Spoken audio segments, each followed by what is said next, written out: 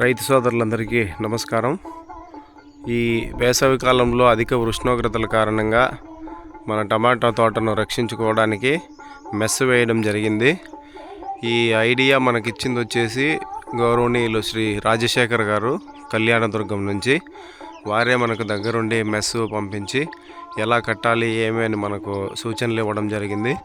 వారి సూచనల మేరకు మనము మెస్ కట్టిన తర్వాత 43-44 డిగ్రీలలో కూడా మన పంట 6 అడుగుల నుంచి 6.5 అడుగుల ఎత్తు వరకు ఎదిగింది.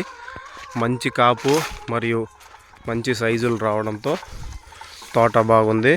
ఈ తోటకి ఇప్పుడు 4 నెలల కాలము అయినా కూడా ఎటువంటి ఇబ్బందులు లేకుండా తోట బాగా నిలుపుకోగలిగాము.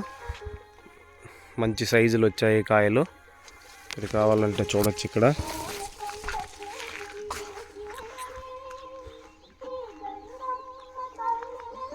6-6.5 అడుగులు ఎత్తు వరకు తోట పెరిగింది.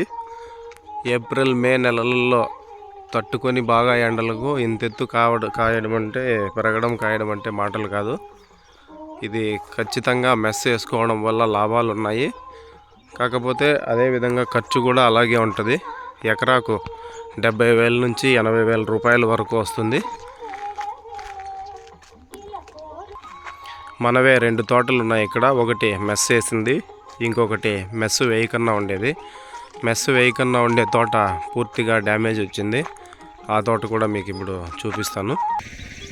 మంది మెస్ వేసిన తోట అంత బాగా ఉంటే, ఇది మెస్ వేయని తోట.